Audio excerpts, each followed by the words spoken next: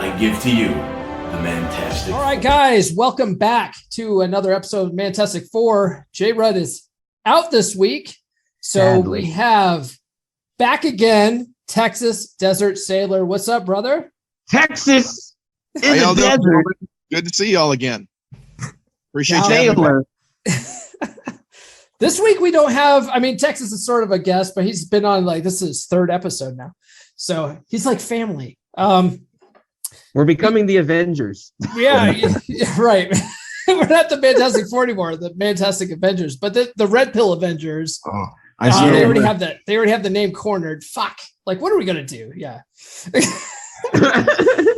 But one of the things that, we don't have a special guest interview this week, so we have a topic of discussion. One of the things that we decided that we should discuss was how, what do you consider being successul with women looks like, right? Ooh.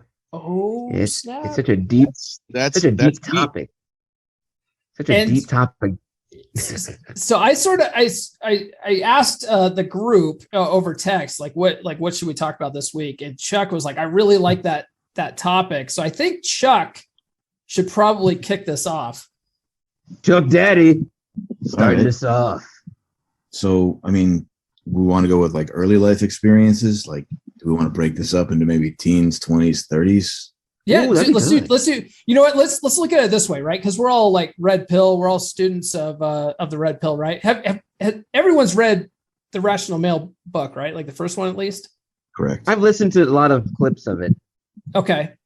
And Waylon, you have you read it, Rational Male? I have not read it yet. No. Okay.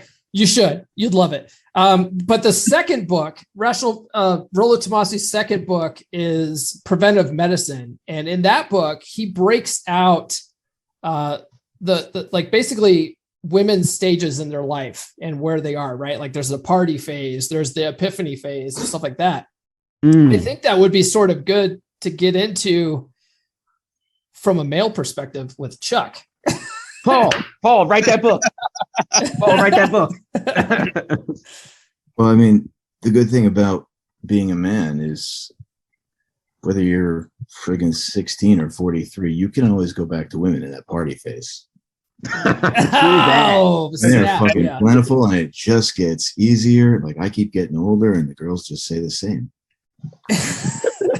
But I think definitely for me, since a really friggin' young age. Number one, getting laid was successful with women, and it's you had to fucking do it. So it was 15, beautiful girl, took her to a fucking junior prom, whatever. It was a train wreck, rented a party bus for a bunch of people, overcharged everybody a few bucks, so I had the bus a few hours later. And I'm all alone with this chick on a bus with a driver being driven around fucking Manhattan, and it was a nice experience. Then I brought her home, and then her mom knocked on the door the next morning, which that was a fucking train wreck. She was supposed to get home at midnight. Lasted a couple months, broke up with her, another girlfriend, and then it was by the time I was senior in high school, I had days where I would tag 3 chicks. It was what I was fucking known for. And it was I just never wanted to stop. It was a Chuck was just overloaded. success. Yeah. Just overloaded with women. That was just absolute fucking success. And as you get older now with the internet and shit, it's you just tell these girls to come to you. Chuck is the king of women. At 40, the success is they're punctual and look like their picture. That's success at 40. Yeah, in, out, efficient. Well, unfortunately, not all of us had wonderful luck like that until later on. I wasn't luck. I worked for the shit. I read a book called The Joyous Sex. I had girls read it to me. When I was 15, just I got a waterbed. This kid gave it to me. I was I'm dyslexic. I really want to read this. It's kind of embarrassing. Can you? And Chuck, you wrote a book and then had girls read it to you. No, it's No, an he actual didn't book. write that. Joyous That's Sex. an old school book. Yeah. It's an old book. Okay. But that's just, wow. Chuck's life is just so different. Different than most, I would say. Yeah. Different than most of us. But All right. Well, Waylon, what do you think is success with women? I mean, like, so we know your story from like the previous episode.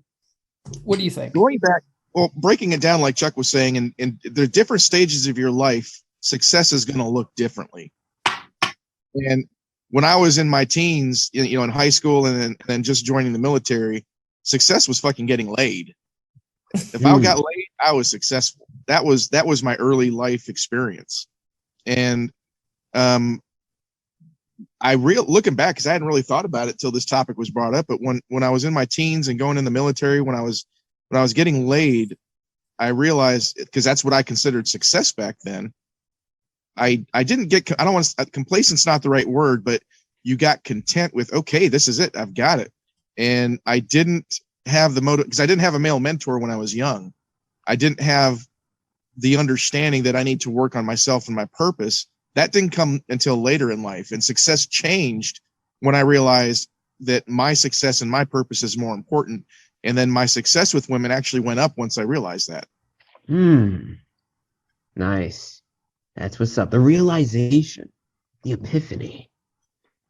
I had that myself. It sets in at some point in time that men want girls with a nice hip to waist ratio, and girls want men with a nice debt to income ratio. Exactly. Pretty much. Yes, your turn. So unlike the powerful Chuck, I did not have a wonderful teenage life as far as being successful with women. I was that nerdy kid that had a high GPA, but that's all I really had. And then I was really good at running and stuff. And girls would baby me. Did not like that. But when I went to college and I started realizing myself and getting kind of past that whole nerdy, shy, intimidated phase, definitely started to have quote unquote success, which we've all agreed to, which is basically, getting the women in bed and, having fun with that. But I think it was in senior year, I started to realize that, women love differently. And it was difficult for me to understand. I had talked to my father actually about it. And I was just sitting at home and I was thinking about what my father said. I was like, what did Dad mean by like, women don't love the same? That's confusing. And then just one night I just woke up and I was like, wait a minute. Now I realized. And that came in the form of just a girl asking me what I was going to try and be when I got older, and her seeing what I was doing. And she would come over all the time after I had told her that. And then me wondering why this girl was over all the time. Because that was when I was just learning how to video edit. And she liked how I was doing all this stuff. And I was like the manager of some team. But, as I got older and then I started living on my own, that's when it really, really hit me. But that's when I started having even more success because I had my own place and all of these, quote unquote, prerequisites of a strong, stable man. Because girls will say that man has to have his own place, car, all that BS. But it wasn't until I kind of came into my own. I'm working on my purpose, just as Texas said, that even a month ago, I had a girl that already had a boyfriend, but she was over at my place. It was just very interesting. I stopped caring about them and started caring more about myself, and all of a sudden here comes more and more to the point where it's kind of annoying now. It's kind of annoying. Get so much pussy, it's annoying. Well, they like to call and text, and one of them wants to marry me, and I'm not doing that. So yeah. No. But the reason why I think this whole subject came up was because I just put out like an open-ended question video saying like, what is your definition of success with women? And the reason why I put that video out is I got to thinking about this when I first started doing TikToks, like back in January. I was single and I was spinning plates and I was dating multiple women at once. And so I was putting out these videos about dating and stuff like that. And you would inevitably get comments about, oh, and this is why you're still single. And, oh, this is why you're single. And, oh, like if you're so successful, like, where's your wife and shit? And I was just like, wait a second. So your definition of success is not being single? Your definition of success is being married, so I started realizing that I feel like most I would say blue pill people would Yes. say that the definition of success is being married. Right. Yeah, that's what society kind of pushes. It makes it seem Right. as if you're not a man unless a woman is by your side. Right. What the fuck is that, Chuck? What was that? Chuck's checking his messages. I'd show you my phone, but some Tinder chick just sent me a kinky video. Perfect. Oh, okay. So, Hey, my Tinder profile says I'm married. so you're gonna say something, Waylon? Yeah, I'm currently reading on Saturdays. I'm actually Retired Goat just put out a book, The Truth About Marriage in the U.S. I'm reading that on Saturdays, one chapter at a time. And this Saturday we read the first chapter, and it goes to society has trained men. Our pathway, there's really only one acceptable pathway for men in the United States or in Western culture right now, and that is school, work, provide, die. That's the pathway for men. And that blue-pilled men follow that pathway to the letter. And that's why you hear these men, well, where's your wife? They're in that pathway. They're expected to go out, get married, get an education, get married, start providing, and then die. And that's the acceptable pathway for men. Right. And so there's more to the book later on to reading in it. But I think that when I woke up, I was on that pathway for a long time, but I realized, my early stages when you're young, just trying to get laid, that's success. And then when I hit six figures for the first time in my life, I had a good job. I had 2 small businesses. I had a vending machine business, and then I also had 3 rentals. And women looked at me differently at that point. And I realized women were looking at me differently because I had success, and they saw it's what Chuck said a minute ago. Women look for the debt to income ratio. And that brought me more success than I had when I was just going out trying to get laid, and I didn't build myself with a purpose or build myself. But even then, there's a change after that when you become red pilled, and I think it was you, Paul, that said it, when you're willing to walk away. And that there is power in that, because once you start realizing I'm going to walk away from these women because it's me, I'm the important one. That's when you start having even more success, because there's just something about women that they start, like you were saying, Spider Guy, when you started realizing the woman was hanging around all the time, she's really chasing you now. Yes. I actually said this in my podcast. What is it? Women desire men first. Was it status, strength, stability? Was it status, strength, and stability? So you could be like a fit guy and maybe get 1 woman a week, but you won't get that. Maybe you won't get like 3 women a week. But then let's say you're a fit guy and now you got the money. Okay. Well, now you get, instead of maybe 1 woman a week, you get maybe like 4 women a week. Okay. But then when you add the mental clarity that the red pill gives, right? Which, when you have mental stability and clarity, you've got the physical strength and the financial support, all those 3 things combined, just as you said, Desert, there's a whole nother level. I know a lot of guys that think that, okay, I got a lot of money, but I can't get a girl. What's going on? It's like, bro, there's 2 other levels you have to go up to, or the guy that's like, I'm a gym bro, man. I'm a gym bro, but I can't get no girls, bro. And it's like, okay, well, there's 2 more levels, bro. You're still mentally a simp, but physically you look superior. You're still living at your parents' house, bro. You're not doing anything with your life, no purpose. So there's definitely levels. I work out, I work on my money, I work on my mind. I'm still working on trying to master those 3. But a lot of guys feel like they've mastered just 1 tier, and then that's all they need to master. Got a lot more ass from making money and speaking publicly than I ever got from bodybuilding. Oh yeah, I remember you said that. Exponentially. Hey, you want a biological backup to what Texas Desert Sailor said about women then chasing you? So I recommended Paul read this book, Sex at Dawn, right?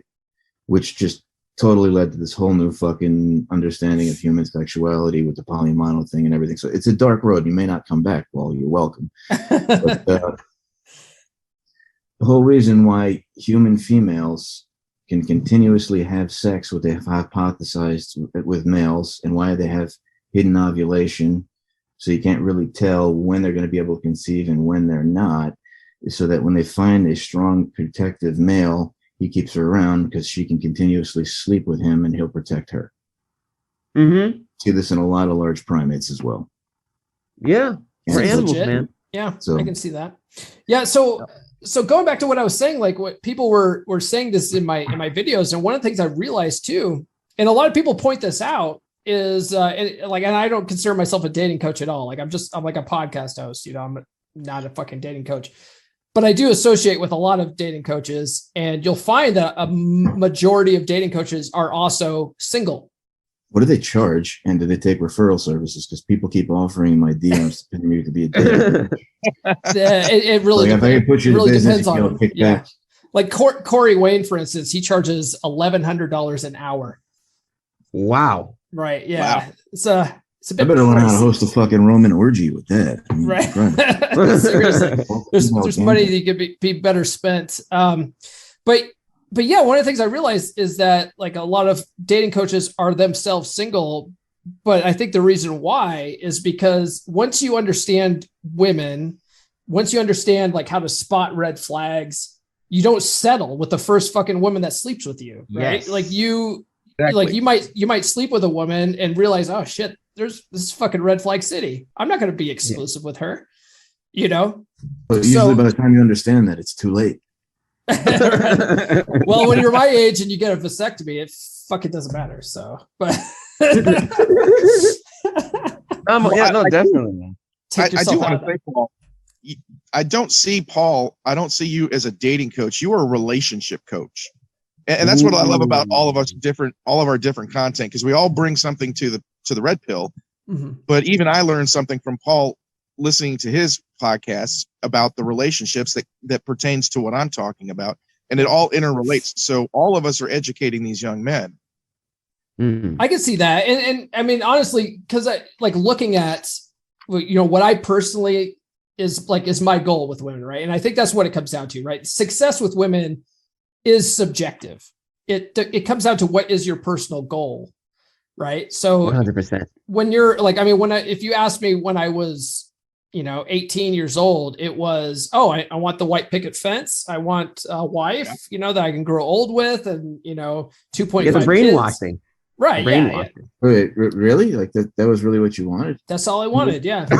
And then I That's what I want to do. realized after being married for 14 years that I never want to fucking get married again. Like, this is awful.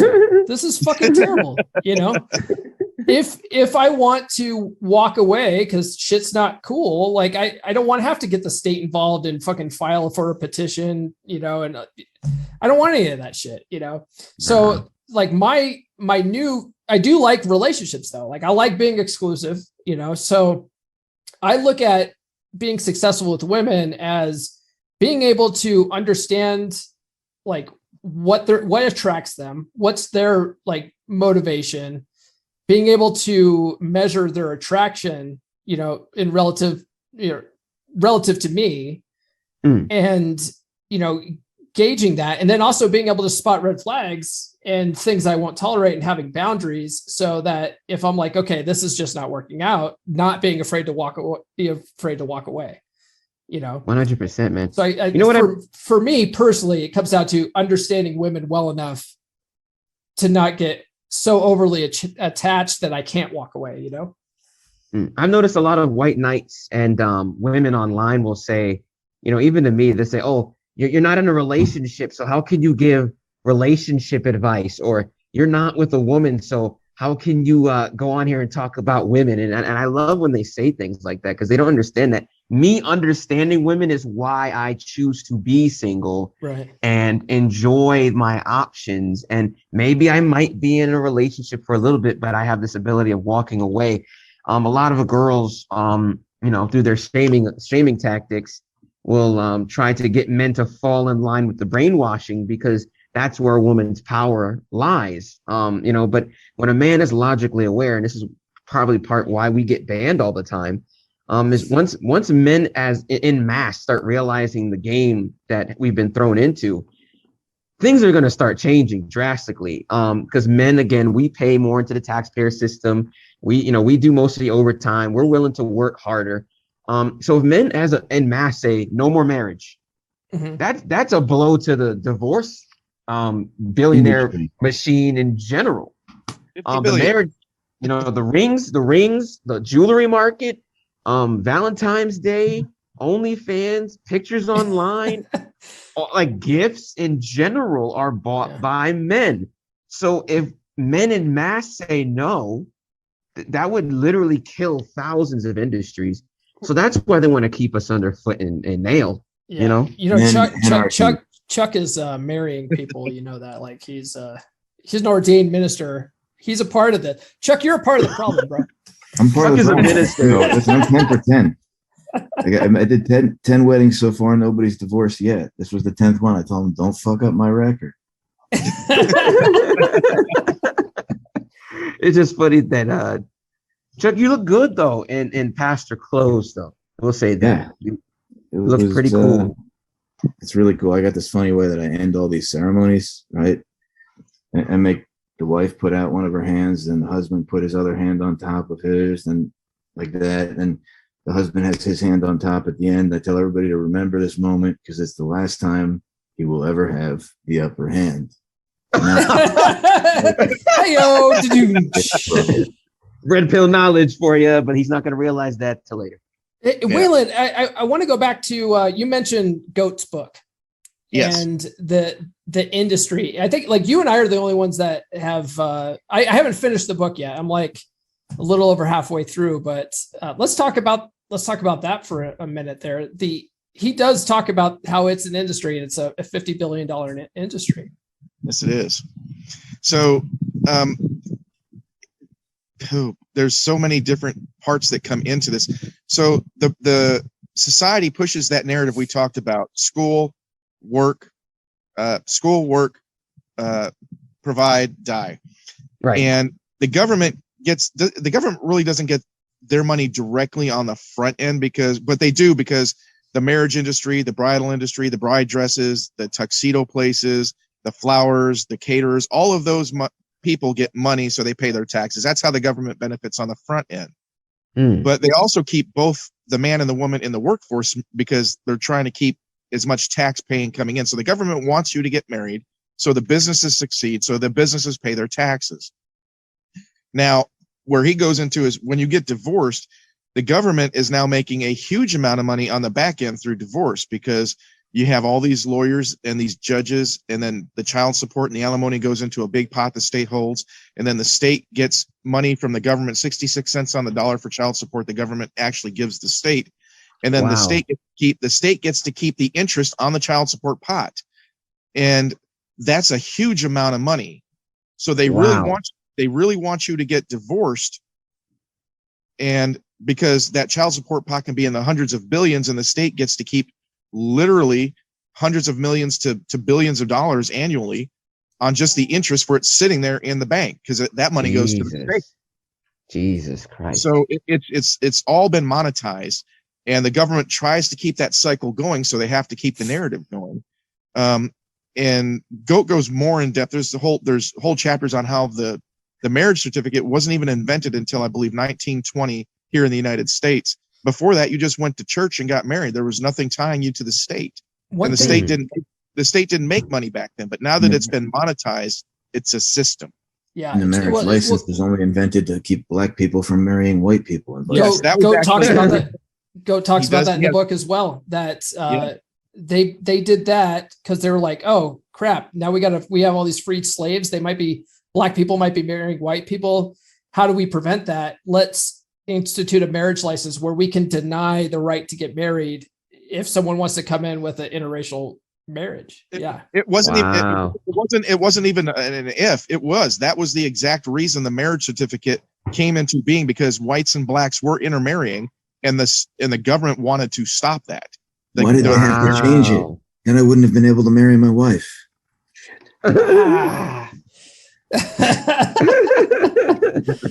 Most people don't realize the marriage certificate is a racist document in its origins. Wow. You don't see Black Lives Matter talking about that, and I'm black, man. I never knew that until just maybe a few weeks ago. It's kind of probably when Goat was on. Yeah, it's kind of sad, man. Yeah, so there's a lot of things you don't know about. Yeah, I think I feel like the more I learn about this stuff, right? Like not just red pill and like the nature of women, but stuff like that, like marriage just basically being a total scam around like across the board. I'm like, it just hammers that nail in that coffin even more for me. Like now people like sort of get my TikToks wrong. They think I push for marriage. I don't. Like I talk about relationships, but I've never once been like, get married. Never People misinterpret what you say a lot, Paul. People misinterpret a lot. I've noticed that, even on the Mantastic 4 YouTube page, they're like, this guy doesn't know what he's talking about. And I'm just like, they're like, oh, thanks, Dad. And it's just like, I'm like, you guys don't understand at all. You're misinterpreting what Paul's saying. Yeah. Well, you get these like 1 minute sound bites, like that's all you get. And so you extrapolate, and that you just extrapolate wrong. That's all. Yeah. Well, like you said, guy, they come at you like, how you're not in a relationship. How can you talk about relationships? Well, I'm not driving a car right now, but I know how to drive a freaking car. I can tell you about that. Right. Right. No, 100%. I was going to say, like, it's not like I've never been in a fucking relationship. Are you serious? Yeah. Come on. Yeah. They feel like you need to constantly be in a relationship in order to give relationship advice. And if you're not in one, then there's something wrong with you or you're gay. I love that one. I got that. If you definitely didn't move forward on that linear path of like, relationship, marriage, kids, all that other shit. Like, I can remember my mom going like, you're 35. You're not married. You have no kids. What do you call that? I was like, undefeated, Mom. I love that. Oh my God. Oh my God. No, but seriously though, man. I was gonna say, Spider Guy, keep the ball rolling. I need to step away for a second, but I'll be right back. But keep the ball rolling. 100%. All right. But no, I was just saying, all this information and knowledge that men have been accruing in the red pill. It definitely seems like a lot of feminists and white knights as well. I don't know if you guys have dealt with this. I know I've been dealing with it. The white knights seem to be attacking me more than even the feminists are. And I've actually had a lot more older women agreeing. I actually had an interview today with an older woman who also agrees with what I'm saying. Have you guys have had any women, viewers agreeing with you guys? It's funny you mentioned that. My content, because I look at my analytics, I have 88% of my followers are men and only 12% are women. But I would say my staunchest followers are a small core group of women that get it, and they are quick to be vocal and support me about it. Yeah, it's very interesting. And then you have like this group of dudes who are like completely against it. It's like, why? They're like, why are you like this? Be a gentleman. I had a guy tell me, if you're just kind enough, God will give you a divine wife. And I'm like, what? What are you talking about, bro? The divorce rate is high as hell. But it doesn't seem like anybody's listening, though. They just think it's how they're going to get laid too, or they stand out. I mean, even with my situation, make TikToks about it, and a bunch of chicks and some dudes would actually hunt down my wife and like send her messages like, your husband's openly admitting to sleeping with other women, and that's just the agreement we have. Right. That's crazy. Yeah, they're trying to sabotage you. Well, that comes back to the relationship, Chuck. I mean, you have done what I myself am telling men to do. When you enter into a relationship with somebody, you have ground rules on what you expect from that relationship. And this is what I want from my relationship. And if she doesn't agree, you're a nice person, but move on. You're not the person for me. When you find two people that come to an agreement on what they want in that relationship, you have a relationship. Yeah. Very true, man. It makes for like an interesting topic of discussion amongst women too. Like, I go to one of my friends' Super Bowl parties, and I usually get stuck talking to the wives, and they're curious about my situation. And like, how'd you come up with that? I was like, well, the part of the relationship before you like decide to be exclusive with each other, where you're like, so here are the terms of my agreement, where I expect nothing but fidelity from you. However I can stray, figure out how you want to communicate. Do you want pictures, video? Should I call you, text you? Do you want to not ask, not tell? All this needs to be written up in the governing body of our fucking document, the Constitution of how the fuck this works, so we can look back and say, no, that's not it. At least we have like guidelines. And that's awesome, Chuck, by the way, that you've done that. I feel like you need to streamline that process, or even make like a service where you could maybe have people come in and before they get into a relationship or marriage. Instead of like, instead of like legal Zoom, it's like legal polymono. But it's not gonna hold up in fucking. It's not gonna hold up in court. But yeah, Sure. just a relationship agreement generator. Yeah, you could. Yeah, that's what I'm saying. You could do that since since it's so successful with you. You could be like, well, look at me. I'm successful. Why not? I mean, I don't know if it's that successful, but at least it's like, no, that wasn't supposed to go that way, and we're done. Well, Chuck, you just recently wrote up your contract, didn't you? I mean, I've dabbled. It's evolved from relationship from like verbal agreements to bullet points to actual written things to like sign here. But I mean, like just recently, you sent us a screenshot. This was like a month ago or something. Oh yeah, I was working on something. I was drafting templates and yeah. Did you get your wife to sign it? No, we didn't sign off on it yet. It's still, believe it or not, in the drafting phases, but it's been bounced back and forth and not, and it's like honor it. So that's what we're doing. Wow. Interesting stuff, Chuck. That is interesting. It is what it is. Boldly go where no man has gone before. Yeah, I like your video about that. You're like, if when she signs it, you can send a photocopy to your side chick so that it takes the wind out of their sail, and then when like if the divorce happens and your wife's like trashing you, you can be like, well, she signed this. So it's not gonna do what anything. She was walking into. So yeah, but it's not gonna do anything, at least in New Jersey, because it's like a no fault divorce state, so it doesn't matter who cheated, whatever, you just get that's divorced. horrible. No fault divorce is just. But at the same time, like, I mean, my wife and I have joked around about, she's like, should I make a video you can play for these girls beforehand? Like, hi, you're about to sleep with my husband. That'd be so awesome. You should do that. I feel like the only reason why she wants to do that is to try to throw a wrench into it, though, No, they know jealousy. about it too. The jealousy. They know about it too. I mean, Christ, in every case, it seems like they know about it. It's weird. It's like, all right, I'm here with them now. Send me pictures. This reminds me to the fact that people misconstrue dating, even dating. I didn't really consciously think about this until Goat talked about it, but Goat clarified it for me, and I'm actually teaching my son about this now because you got to understand, people have the misconception, especially the blue pill community, that if you're dating a woman, you have to be monogamous from the get-go. You have to be attentive to her and cater to her. No. Dating is the purpose of getting to know somebody. You can be dating 7 women at the same time, and there is nothing wrong with that as long as and this is what Goat said, as long as you're honest about it, you're honest up front. Yeah, I'm talking to other people. You have nothing to be ashamed of. There's nothing wrong with that. And people want to demonize that. And it's just straight honesty. You have girls want to demonize it because they know that but they do power. it though. Like that, they only want to be the ones that do it, though. That's right. Like I had a guy in my comments, and I've put this in other videos ever since then because I thought it was just solid gold. But he said, men call it spinning plates, women just call it dating, because that's how women that's how they do it. They date multiple guys at once. They see who's the best option, and then they pick the best option.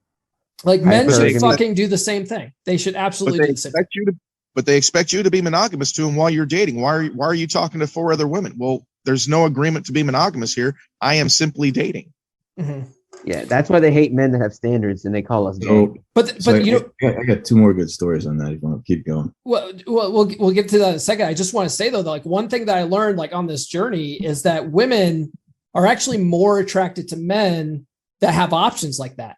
So if you are dating multiple women, you don't have to be like so in their face about it. Be like, yeah, I'm talking to other chicks. But if you let that hamster wheel go and go, well, I've always got room for one more.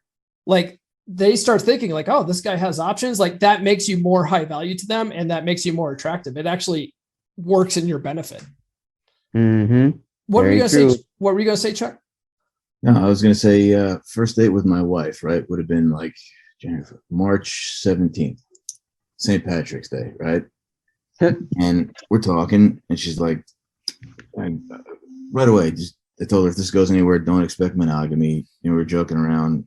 She's like, are you dating anybody else? I was like, yeah, I slept with 14 women so far this year. I think I'm on a bender. Do you want to be number 15?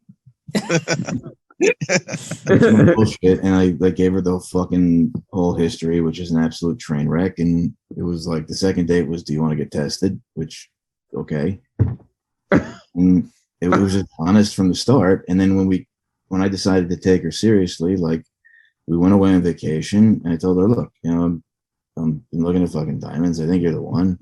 I'm a risk taker. Why the fuck not? But here's the terms of this. We're going to talk about it right now. And, you know, I expect nothing but loyalty from you, but I'm going to need to smash something every now and then."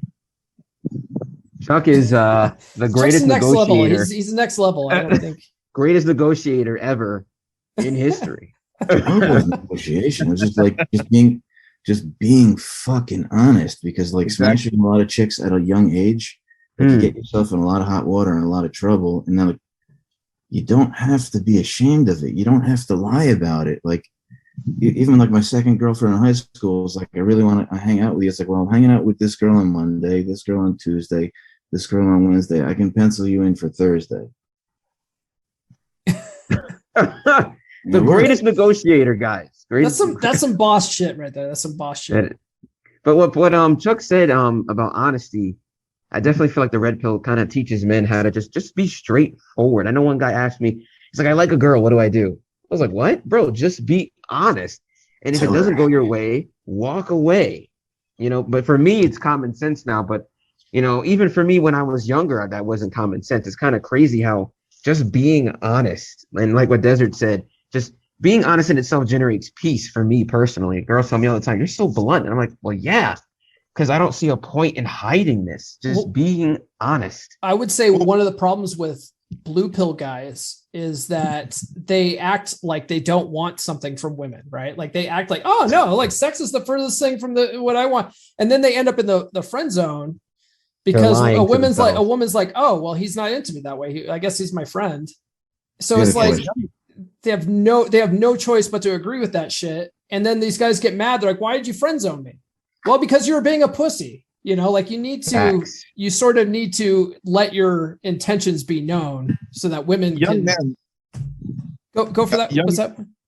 Young men, unlike Chuck, who was smashing everything from the time he decided he was going to start doing that. Young men don't realize there's like 4 billion women on this planet. They only see what's around them. And that's what they think they're in this little bowl. They think they're in this little fish bowl, and there might be 2 other fish in it. They don't realize that there's a whole sea out there, and that, you know what, she didn't work out. 5 days later, you're going to meet another one, and 2 days later, you're going to meet another one, and 3 days later, you're going to meet another one. Once you get out in life and start living, and that once that clicks, once you realize you are not special, ladies, then that's when that kind of that first epiphany hits a young man, is when they realize, you know what, they're all around me. Look around. They're all here. They're all here. That abundance mindset, man. And again, it's stifled by the brainwashing of, you need to get married, only be with one person, have children, and then die. I'd like to I'd just like to take a moment to thank my father, who at 15, I was sitting in a car with him, handed me a 32 pack of like Trojan ribbed for her pleasure, spermicidally lubricated condoms, and just went, "Okay, Charles, don't give it away. Make them work for it." And it was like a fucking light just shined down from the heaven, and like I knew why I existed. Jesus. My God. Okay. I have to say, because I just had that conversation with my son literally a week and a half ago, and I did the same thing. They weren't Trojan ribs; they were another brand, but I had that same conversation with my son. That's good, man. That's good. Not a lot of men are doing that with their sons nowadays because everyone's blue pilled. I would walk one girl out and like another one in, and like high five my dad on the way. I got a stupid question before you go. Do blue pill guys actually identify as blue pill, or is that just what we call them? They don't know. They don't know. Yeah. Some of them, no. I've had some of them actually say they're blue pill, and they say they want to prove that blue pill is better than red. I've had some of them say that. Okay.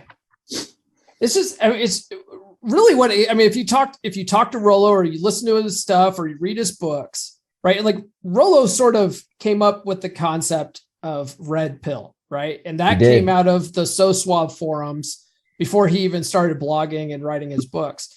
And the So Suave forums started coming up with this concept after the movie The Matrix, right? So like Neo, when he took the red pill, didn't know what the Matrix was. He just knew something was wrong, right? And started looking for Morpheus, and Morpheus gave him the red pill, you know. But now there's all sorts of pills. There's the white pills and purple pills and fucking all sorts. I made a video about that with Bruno Mars's songs.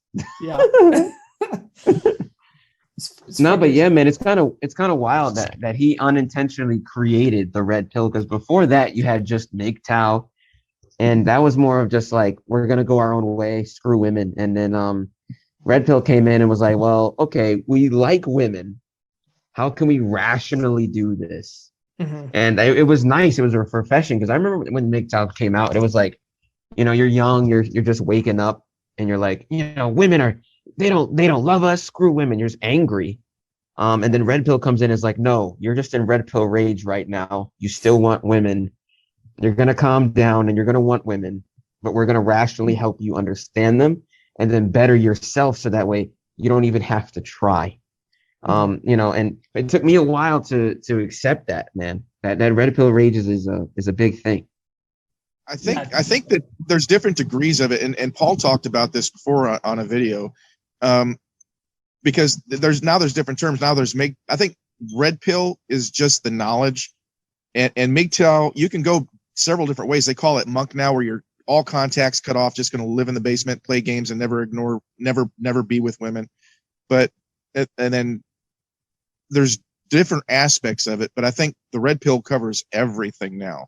And then you could, like, I consider myself MGTOW, but I'm red pilled, but I'm not monk. I love women. I believe in relationships. I'm still MGTOW though. I'm going to do what I want to do. Yeah. Right. I would say a better term then is like manosphere, right? There's lots of different things within the manosphere. There's red pill and MGTOW. There's, you know, purple pill dating coaches. This is all like, it's all sort of comes down to like men focused stuff. There's lots of different topics within there. I'm not sure what to call Chuck's situation, because he's in the sphere. He's next level. Yeah, he's like outside of the sphere. I actually put a name on Chuck's world. I call it the Unlimited. That's what I call it. The Unlimited.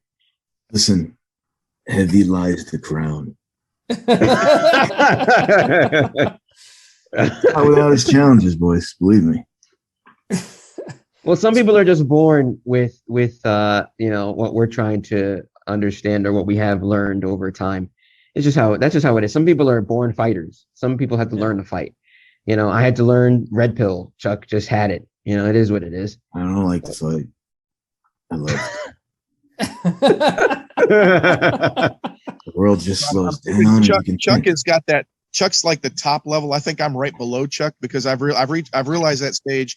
I can build myself and I can walk away from women, and divorce is not, or marriage is not even an option. A relationship is, but I'll walk away from you in a heartbeat if you're not willing to agree to my terms. But Chuck he's that top tier that I'm working towards. The Unlimited.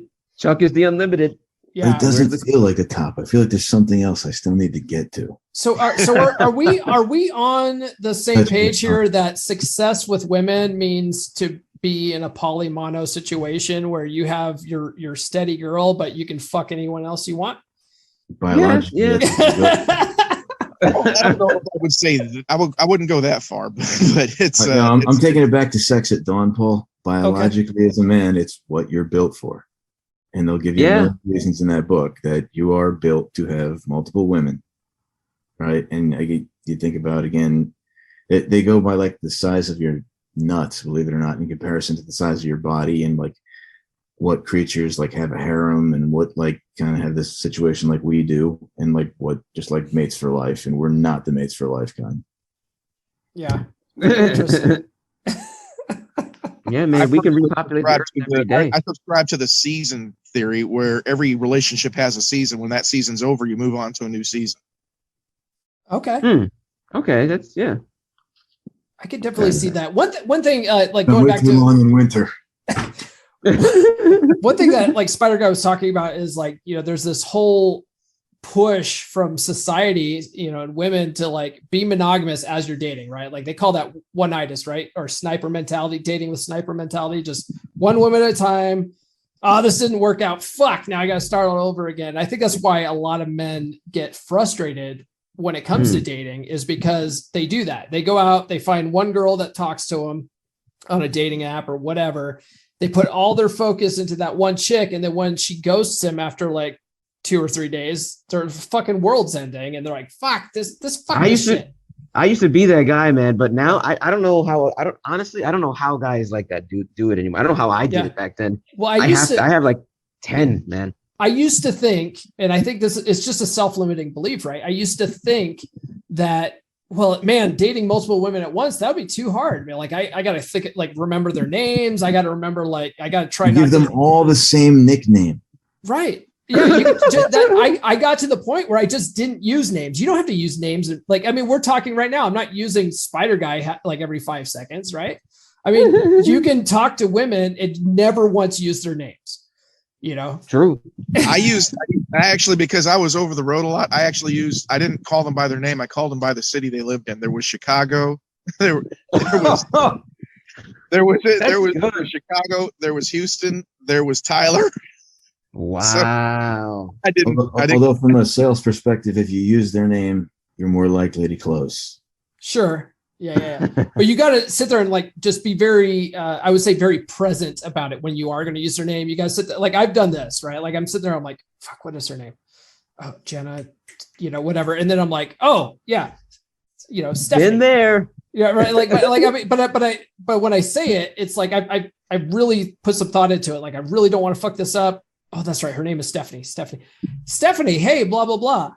Like you just save their name on your phone with a picture, so you know who it is. Well, that's fine when it comes to texting, but like when you're like live in person, you have to actually stop and think about it for a second. Like, oh, this is her name, right? Open to their contact. Yeah. Chuck has all the secrets. Chuck's been in every situation. Chuck has, I think, been in every situation, and more than most people. But even if you're in my situation, when the main chick leaves or fucking tries to kill you or whatever, it still rips your heart out. Damn. Yeah, actually, it's been shown that men love harder than women do. Yeah. I think that's true, which I think that's going to be an upcoming episode. We're going to talk about whether women are capable in love or not, right? I think we're pretty close to an hour, so let's wrap this up. Do any of you guys have any closing words of wisdom? Yes, I do. All my shit on TikTok. I got kicked off for the fucking 20th time. Follow Chuck Daddy. It was right after I met, or I commented just on Chuck Daddy, Chuck Cohout. You'll find all my shit. Just follow my pages.